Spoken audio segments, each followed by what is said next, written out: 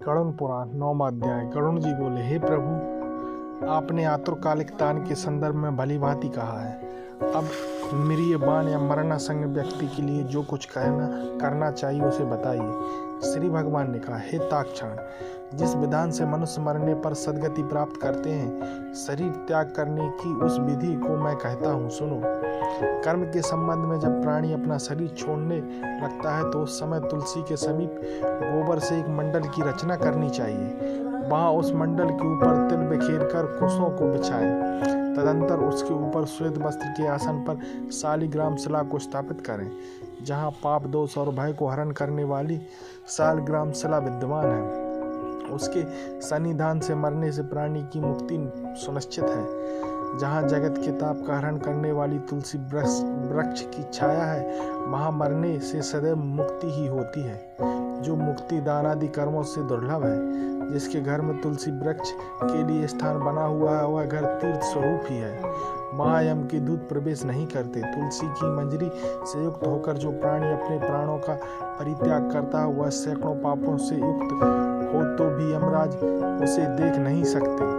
तुलसी के दल को मुख में रखकर तिल और कुश के आसन पर मरने वाला व्यक्ति पुत्रहीन हो तो भी निसंदेह विष्णुपुर को जाता है। तीनों प्रकार के तिल, काले, सफेद और भूरे कुश, तुलसी, ये सब मेरी प्राण वाणी को दुर्गति से बचा लेते हैं। अतः मेरे पसीने के से तिल पैदा हुए, अतः ये पवित्र हैं। असुर, दानव और दैत्य तिल को देखकर भाग जाते हैं। हे ताक्षण, मेरे रोम से पैदा हुए दर्भ कुश मेरी विभूति है, इसलिए उनके स्पर्श से ही मनुष्य को स्वर्ग की प्राप्ति होती है। कुश के मूल में ब्रह्मा, कुश के मध्य में जनार्दन और कुश के अग्रभाग में शंकर है। इस प्रकार तीनों देवता कुश में स्थित रहते हैं। इसलिए कुश, अग्नि, मंत्र, तुलसी, ब्राह्मण और गो ये बार बार उपयोग किए जाने पर भी निर्माल्य नहीं होते। पिंडदान में उपयोग किए गए दर्भ, प्रेत के निमित्त भोजन करने वाले ब्राह्मण, नीच के मुख से उच्चारित मंत्र, नीच संबंधी गाय और तुलसी तथा चिता की आग, ये सब निर्माल्य अर्थात अपवित्र होते हैं।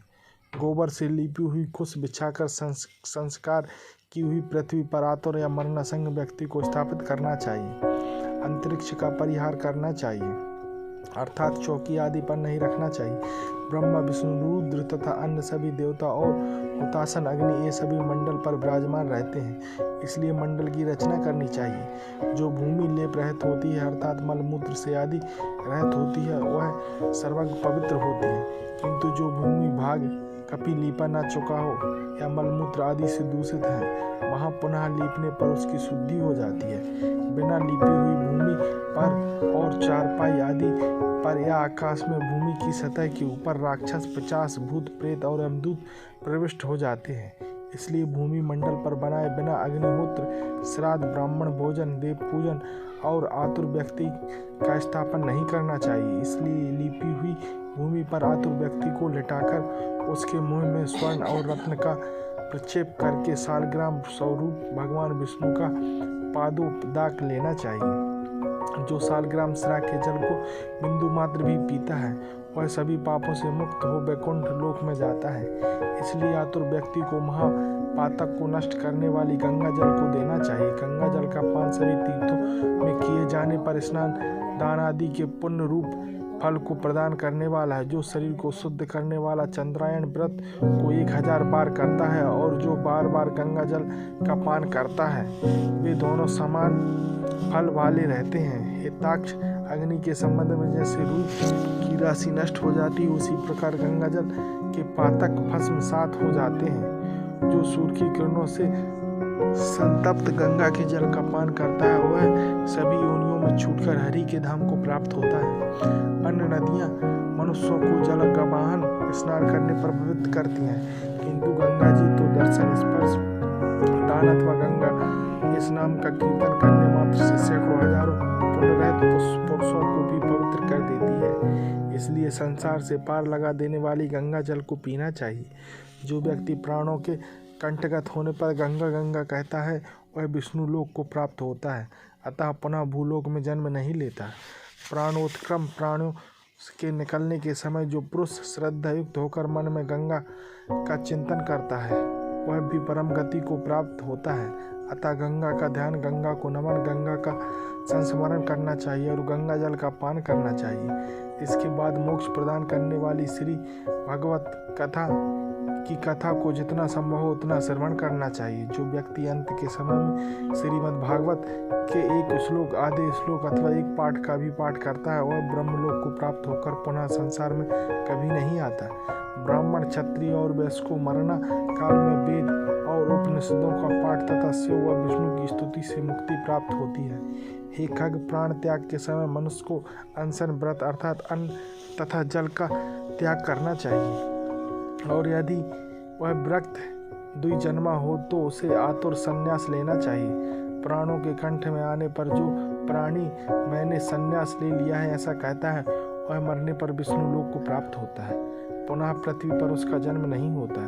इस प्रकार हे खग, जिस धार्मिक पुरुष के आतुर काल या पूर्वोक्त काल संपादित किए जाते हैं उसके प्राण ऊपर के छिद्रों से सुखपूर्वक निकलते हैं। मुख, दोनों नेत्र, दोनों नासिकारंध्र तथा दोनों कान ये 7 ऊपर के द्वार छिद्र, इनमें से किसी द्वार से सुकृति या पुण्यात्मा के प्राण निकलते हैं और योगियों के प्राण तालुरंध्र से निकलते हैं। अपान से मिले हुए प्राण जब पृथक हो जाते हैं तब प्राण वायु सूक्ष्म होकर शरीर से निकलता है। प्राण वायु रूपी ईश्वर के निकल जाने पर काल से आहत शरीर निराधार वृक्ष की भांति गिर पड़ता है। प्राण से युक्त होने के बाद शरीर तुरंत चेष्टा शून्य, घृणित या दुर्गंध युक्त, अस्पर्श और सभी के लिए निवृत्त हो जाता है। इस प्रकार की कीड़ा, विष्ठा तथा भस्म रूप ये 3 अवस्थाएं होती हैं। इसमें कीड़े पड़ते हैं, वह विष्ठा के समान दुर्गंध युक्त हो जाते हैं अथवा अंतः चिता में भस्म हो जाता है। इसलिए क्षण मात्र में नष्ट हो जाने वाले इस देह के लिए मनुष्य के द्वारा गर्व क्यों किया जाए। पंचभूतों से निर्मित इस शरीर का पृथ्वी तत्व पृथ्वी में लीन हो जाता है, जल तत्व जल में, तेजस्व तेल एवं वायु तत्व वायु में लीन हो जाते हैं। इस प्रकार आकाश तत्व भी आकाश में लीन हो जाते हैं। सभी प्राणियों के देह में स्थित रहने वाला सर्वव्यापी शिव स्वरूप नित्य मुक्त और जगत साक्षी आत्मा अजर अमर है। सभी इंद्रियों से युक्त और शब्द आदि विषयों से युक्त मृत व्यक्ति की देह से निकला जीव कर्म कोश के संबंधित तथा काम और रोगियों के सहित पुण्य की वासना से युक्त होकर अपने कर्मों के द्वारा निर्मित नवीन शरीर में उसी प्रकार प्रवेश करता है जैसे घर के जल जाने पर ग्रस्त दूसरे नवीन शरीर में प्रवेश करता है।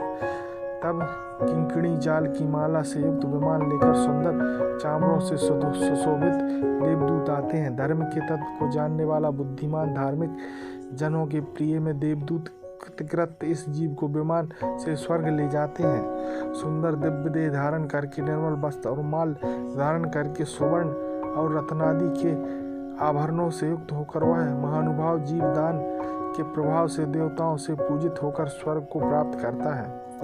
इस प्रकार गरुड़ पुराण के अंतर्गत सरोधार में नियबाण कृत नामक